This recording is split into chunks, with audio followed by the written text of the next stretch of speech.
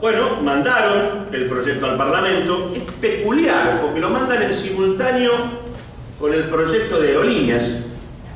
Y la verdad que ponerlos en relación es interesante, porque la verdad que nos hace rememorar prácticamente la lógica del Estado neoliberal. Por un lado, en el caso de aerolíneas, aparece con toda claridad la lógica del Estado bobo, en donde bajo el rótulo de una restatización, que en el proyecto no está, la palabra restatización no existe en ningún lugar del proyecto de aerolíneas, se plantea el rescate y posterior privatización de la empresa. Rescate implica absorción de deuda de cerca de $1.000 millones que, como gestión, por cierto, irregular, del grupo que ha venido controlando esa empresa. Y la lógica del Estado bobo aparece asociada a la lógica del Estado turro. Es el Estado que frente a los jubilados le presenta esta propuesta, que en realidad es una verdadera propuesta de inmovilidad.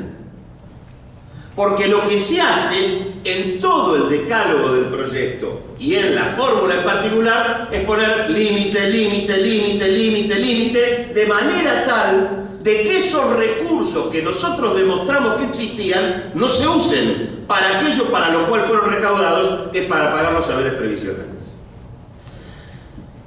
Para hacerlo simple, en realidad debo decir que el proyecto, cuando uno toma sus fundamentos, se lo dije expresamente al ministro de Trabajo, porque además el ministro de Trabajo lo viene a plantear como algo que realmente tendríamos que, no sé, decir que esto es la toma de la Bastilla.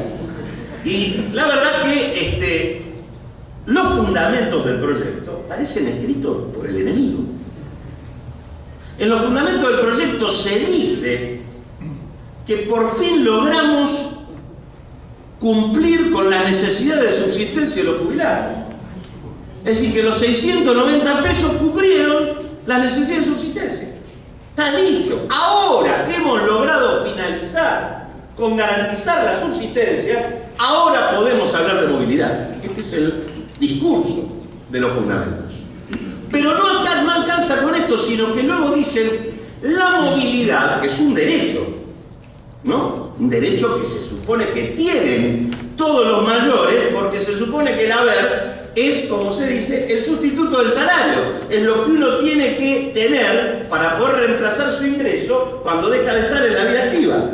En realidad lo que dice este proyecto en sus fundamentos es que en las situaciones de emergencia no debe haber movilidad. Entonces, como venimos de la emergencia, era razonable que no hubiera movilidad. Es más, llega a decir que en los momentos de emergencia hay que confiscar los derechos patrimoniales. Y por eso le preguntamos, pero ministro, ¿se confiscaron los derechos patrimoniales de los bancos? ¿O los compensaron con cifras multimillonarias? ¿Se confiscaron los derechos patrimoniales de los exportadores en el marco de la devaluación? ¿O de las empresas que licuaron deuda a lo pavote? Digo, en realidad el tema es que son los derechos patrimoniales de algunos, y en particular en este caso, de los jubilados. Pero el proyecto dice con todas las letras que es razonable que en emergencia no se pague movilidad. Ahora que estamos en etapa de normalidad, ahora bueno, vamos a proponer esto, que por cierto, atendiendo a la seriedad presupuestaria, lo vamos a hacer de esta manera.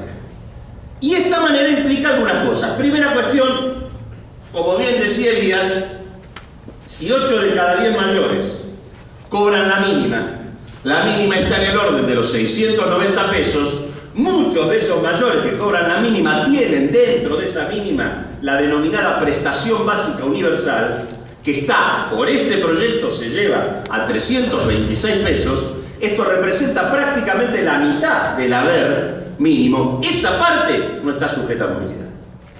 Obviamente, cuando lo dijeron los compañeros de la CTA en el Ministerio de Trabajo, le dijeron, no, habrá sido un error de imprenta. Un error de imprenta que se sostiene en el conjunto del articulado.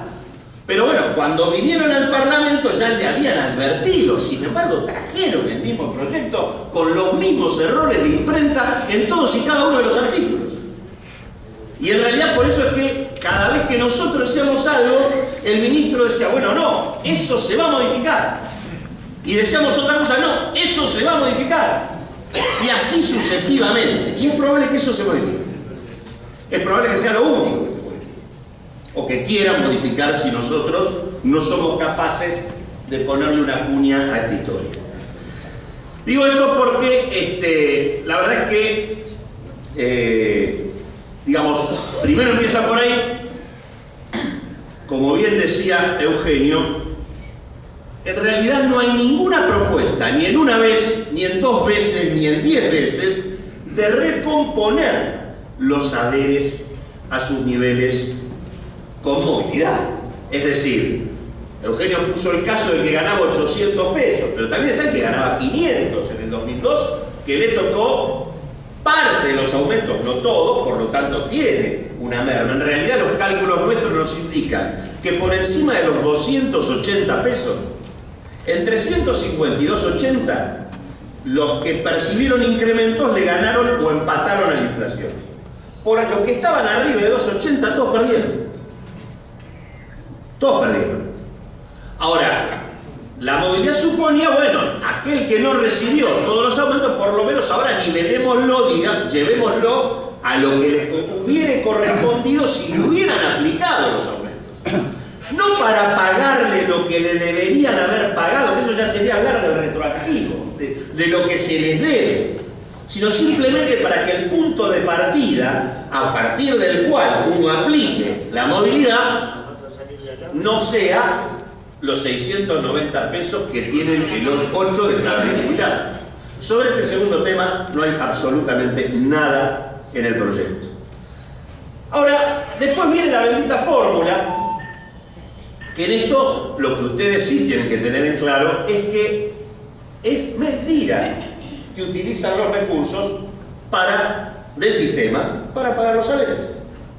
La fórmula está armada, a diferencia de la nuestra, que era aprovechar que había más recaudación para levantar el haber.